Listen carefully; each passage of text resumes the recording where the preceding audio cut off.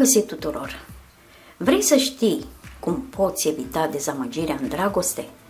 Cunoscând natura semnelor zodiacale, vei putea cunoaște gradul de potrivire între două persoane. Amintește-ți că compatibilitatea nu înseamnă similaritate. De obicei, opusul este adevărat. Opusurile se atrag cel mai mult. Personajele similare se pot distruge reciproc, în timp ce opușii se completează reciproc și susțin lipsurile partenerilor. Un personaj dur are uneori nevoie de cineva care să-i înmoaie puțin abordarea, în timp ce o persoană timidă, pe de altă parte, poate avea nevoie de cineva care să acționeze ca un stimul. Astăzi o să vă dezvălui compatibilitatea dintre Fecioară și Capricorn. Nu trebuie să fiți supărați, am luat două zodii la întâmplare. Dacă sunteți interesați, vor urma și altele. Iubirea dintre Fecioară și Capricorn este practică și inteligentă. Acest lucru se datorează faptului că ambele semne zodiacale sunt foarte raționale. Ei așteaptă multe de la ei și de la alți oameni, așa că într-o relație nu iau niciodată calea ușoară. Își construiesc viața împreună, bazându-se pe realism, datorită cărora pot crea o pereche cu adevărat solidă. Atât Fecioara cât și Capricornul sunt muncitori și disciplinați. Orice au planificat, își urmăresc în mod constant obiectivele. Împreună sunt aproape de neoprit. Energia lor pare inepuizabilă. Ce fel de partener este Fecioara? Fecioara se înconjoară într-o coajă tare și nu este ușor să se pătrundă în inima ei. Sursa acestei atitudini defensive este stima de sine scăzută și lipsa de acceptare de sine. Este destul de paradoxal, deoarece Fecioara se consideră mai inteligentă decât alții. În același timp, însă, are atât de mari așteptări despre sine, încât nu poate fi niciodată pe deplin mulțumită. Așa că se izolează emoțional de mediul înconjurător și se simte alienată pentru cea mai mare parte a vieții sale. Iubirea este un sentiment pe care Fecioara îl pune pe un piedestal. Este idealistă și crede că undeva există un partener perfect pentru ea. Cu siguranță va fi un cavaler în armuri strălucitoare care va veni pe un cal alb al dorinței sale de a duce Fecioara într-o lume ideală. Astfel de așteptări sunt greu de îndeplinit, așa că Fecioara se căsătorește târziu, dacă nu este extrem de norocos în dragoste. Ce fel de partener este Capricornul? Potrivit multor oameni, Capricornul este lipsit de sentimente. Cel puțin, el acționează așa. El se concentrează pe cariera sa profesională și rare ori pledează pentru sexul opus. El analizează fiecare persoană prin prisma adecvării pentru planul său personal de viață, deși nu este ușor să faci să tremure inima lui Capricorn. Dacă doriți să vă îndrăgostiți de o persoană născută sub acest semn zodiacal, aveți răbdare. Își ia mult timp până se maturizează într-o relație serioasă. Ea își ține sentimentele sub control și nu lasă pe nimeni să întoarcă capul. La urma urmei, asta ar distrage-o de la implementarea planurilor sale.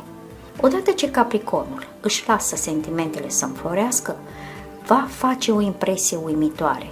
Nu se va odihni până când persoana aleasă începe să-l admire ca și când ar fi o zeitate.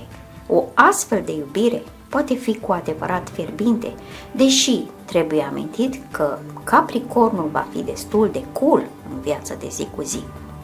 Capricornul și Fecioara sunt semne ale elementului pământului. Amândoi iubesc ordinea și împrejurimile de bun gust, încearcă să obțină excelență în fiecare domeniu și nu vor fi mulțumiți cu jumătăți de măsură sau de orice falsuri. Totul, inclusiv dragostea, trebuie să fie la nivel înalt. Legătura dintre Capricorn și Fecioară este consolidată și mai mult de dorința de a obține securitate financiară. Amândoi lucrează din greu pentru a obține o poziție socială suficient de ridicată și astfel bogăție. Acesta este modul în care construiesc o structură familială care va permite să se bucure de securitate și pace. Odată ce vor fi mulțumiți de tărâmul material al vieții, se vor concentra pe hrănirea iubirii. O fac într-un mod ușor, prea intelectualizat, dar amândoi se bucură de situație. Acest lucru li se potrivește foarte bine și asigură fericirea pe termen lung. Pentru Fecioară și Capricorn, ambițiile lor personale sunt foarte importante. Deși sunt oameni sensibili din fire, se pot concentra excesiv pe obiectivele lor de carieră. Din fericire, în cazul acestor două, nu vor fi multe argumente în acest domeniu. Mai degrabă se vor sprijini și motiva reciproc pe măsură ce înțeleg ce înseamnă să simți o dorință puternică de a reuși. Femeia Fecioară și domnul Capricorn. Cunoașterea femeii Fecioară și a bărbatului Capricorn va începe cel mai probabil în bibliotecă, posibil într-un alt loc conectat, într-un grad mai mare sau mai mic, cu orizonturi de învățare și extindere. El caută informațiile de care are nevoie pentru a îmbunătăți calitatea muncii sale și ea absorbe tot ce îi se pare interesant. Conversația lor va începe la fel de naturală ca și când ar fi fost doi vechi prieteni care se cunosc din trecut.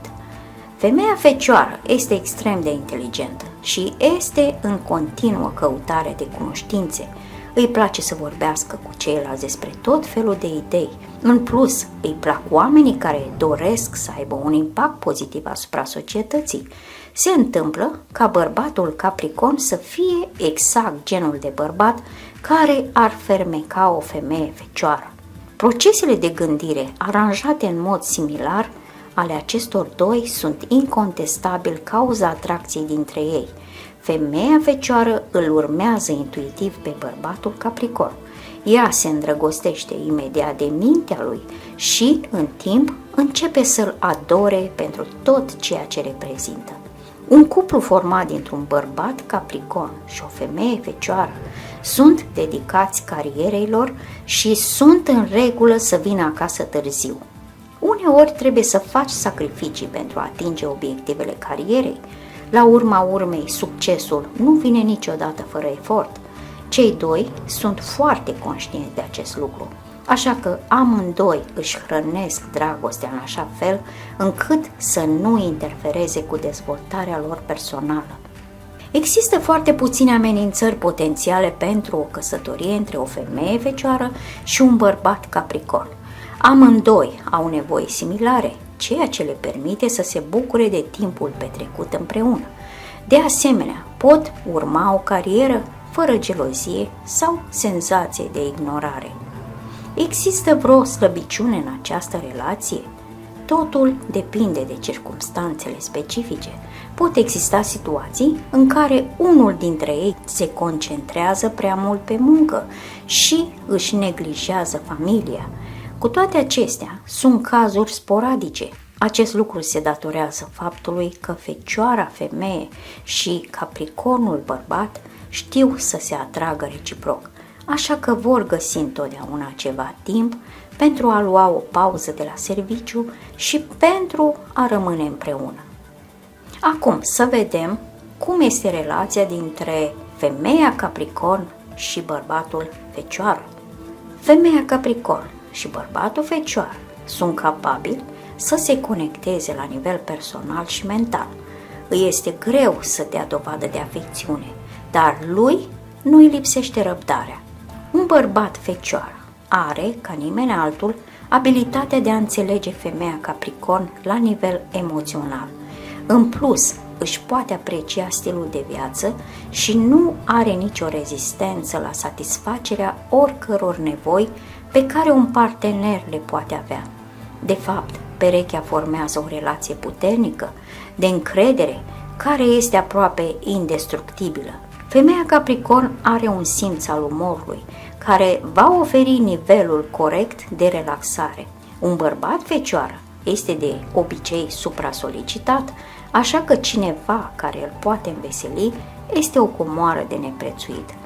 Amândoi sunt dornici să câștige bani, dar le place să economisească și să investească și mai mult. Ei vor depune toate eforturile pentru a-și asigura securitatea financiară. Abia atunci își vor considera căsnicia reușită. Fără bani, chiar și un astfel de cuplu selectat ar fi nefericit. Este bine că sărăcia nu este probabil să-i amenințe. Latura întunecată a personalității fecioarei este o critică implacabilă care poate înnebuni pe oricine. Capricornul este în regulă cu criticile constructive, deoarece îi ajută să se îmbunătățească. Cu toate acestea, atunci când o fecioară începe să culeagă cele mai mici detalii, Capricornul se satură să știe, apoi se poate retrage. Mai mult, Capricornul are și partea sa întunecată, este materialist. Este adevărat că Capricornul nu este întotdeauna fixat pe bani și bogăție, dar atunci când se întâmplă, el devine o persoană cu adevărat dezgustătoare. Nimeni, nici măcar o fecioară, nu vrea să fie în preajma lui atunci. Punctele forte ale acestei relații: Capricornul și fecioara sunt tradiționaliști cu un nivel ridicat de integritate, deci nu se pune problema înșelării. Relația celor doi va rezista oricărui test și va dura cu siguranță o viață. Punctele slabe ale relației: atât pentru fecioară cât și pentru Capricorn, munca este o prioritate. Uneori sunt prea realiste, ambii sunt ghidați mai degrabă de intelectul lor decât de inima lor, ceea ce poate face relația lor destul de solicitantă și rigidă. Oportunități de relaționare. Fiabilitatea și datoria fac din cei doi o pereche extrem de puternică. Amândoi au standarde înalte și sunt pe deplin dedicați relației de dragoste. Relația lor este foarte solidă și în același timp se bazează pe o abordare realistă a vieții. Amenințări în relație. Dominarea Capricornului poate domina fecioara supusă.